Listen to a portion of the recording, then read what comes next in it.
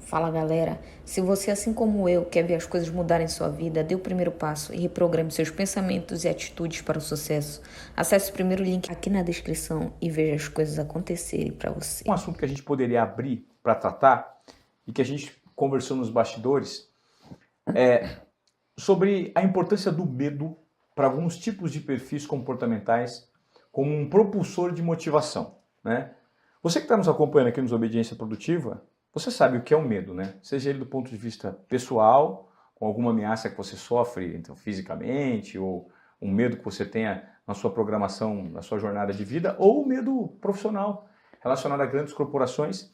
E o Wesley, como além de ter o reservatório de dopamina, que é um clube fechado em que ele explica quais são, de que forma trabalham os mecanismos mentais, ele também faz atendimento de pessoas de alto nível, de alta performance, que são perfis comportamentais do mercado corporativo com grande responsabilidade, são tomadores de decisão. E a gente estava conversando sobre o nível de pressão a que essas pessoas são submetidas e de que forma elas performam.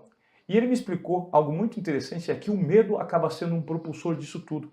Me dá mais detalhes sobre isso, Wesley? Quando eu comecei na clínica, Ivan, eu comecei quando eu estava no... Eu preciso contextualizar um pouco para a galera entender. Claro. Quando eu comecei na clínica, eu comecei no meio do meu doutorado, quando eu estava ainda em alguns experimentos em andamento no meu doutorado em neurociências. Depois de um tempo, e devido a eu começar a fazer divulgação de conhecimento nas mídias sociais, o pessoal acaba gostando muito e vem me acompanhando, entendendo o que eu estou falando, consequentemente veio uma demanda muito grande de pessoas querer atendimento comigo, e para eu conseguir ter mais tempo para estudar, para eu conseguir ter mais tempo de produzir conteúdo e entregar de graça muito conteúdo para muitas pessoas que não têm a possibilidade de pagar uma consulta minha, o que eu comecei a fazer? Eu comecei a aumentar o meu valor da consulta, devido à demanda de pessoas que estava vindo. Consegui abarcar outros psicoterapeutas para trabalhar comigo, para que as pessoas que não tenham condições de pagar a minha consulta possam ser, ainda assim, de alguma forma, atendidas por pessoas que são treinadas por mim, tá? Impactadas pelo seu conteúdo. Impactadas pelo meu conteúdo. E também eu faço questão de deixar um horário na minha agenda livre para conseguir responder pergunta da galera, dúvida da audiência, para aquelas pessoas que não têm condição nenhuma de consultar um psicólogo ou alguma coisa assim, ainda assim ter ali algum conteúdo gratuito no Instagram e no YouTube e tal. Quando eu comecei a aumentar esse ticket, começou, obviamente, a selecionar as pessoas que conseguiam pagar. E, consequentemente, eu comecei a me perceber atendendo um nicho muito específico de pessoas na clínica. Pessoas, principalmente grandes empresários, grandes executivos ou pessoas do mundo esportivo, etc., de alta performance. Alta performance física ou psicológica e mental. Intelectual também, né? Isso é bom e ruim. É ruim por quê? Porque você nicha muito os seus atendimentos e, portanto, você pode começar a ignorar uma parcela importante de questões que influenciam a saúde mental das pessoas. Por essa razão que eu sempre faço questão de abrir caixinhas, de estar sempre de olho na dor das pessoas, para não ficar num nicho específico ali. Mas é bom, por outro lado, porque você começa a ter acesso a muitas pessoas que não se conhecem na vida real e elas trazem as suas dores e o seu padrão cognitivo comportamental para mim. Então as coisas meio que afunilam a mim. Então tem 20 grandes pessoas que performam bastante em diversas áreas, em ambientes distintos, e essas 20 pessoas conversam comigo, por exemplo, sobre as suas dores, as suas preocupações, ou muitas vezes chegam pessoas hoje fazer terapia, que é uma coisa que eu gosto muito de falar, que quando a gente difunde muito neurociência e terapia cognitivo-comportamental, vem muitas pessoas que não têm um diagnóstico, que estão ali só para prevenir a existência de um diagnóstico no futuro. Então isso é muito bacana. O que eu comecei a perceber? Foi meio que sem querer, é verdade, no início. Eu comecei a perceber que essas pessoas que procuram, essas pessoas de alta performance que me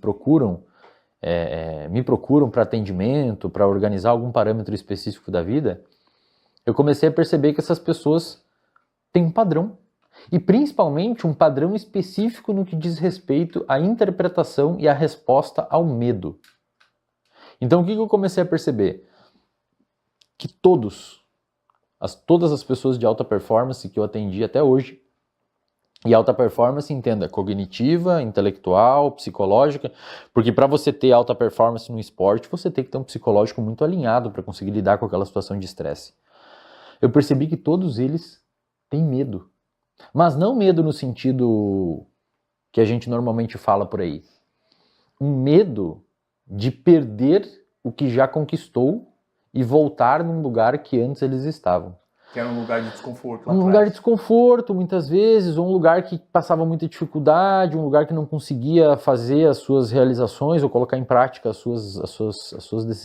seus desejos, ou muitas vezes ajudar as pessoas que queriam ajudar na família, etc. Então, o que eu comecei a perceber? E aí até é importante falar isso, que muitas vezes as pessoas distorcem um pouco o que é a população de alto rendimento, principalmente quando envolve dinheiro, né? Que é uma coisa meio que confusa na cabeça do brasileiro. É meio confuso o jeito que a gente lida com dinheiro. Essas pessoas eu comecei a perceber que elas não são, na verdade, ambiciosas por querer mais uma recompensa. Elas são ambiciosas para não voltar onde estavam. E quando você se comporta para evitar voltar aonde você estava, isso impulsiona você para frente. Então eu vou te dar um exemplo natural. Imagina que você está andando na rua e você é uma pessoa que tem muita dificuldade de fazer atividade física. Você tem muita dificuldade, não consegue correr, não consegue fazer exercício e tal.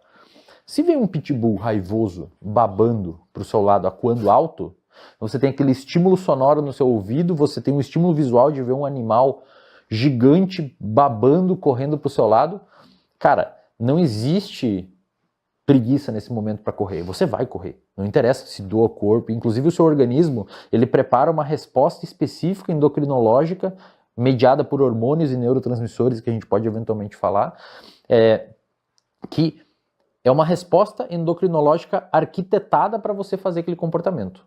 Por quê? Porque você teve um estímulo ali que gerou medo em você.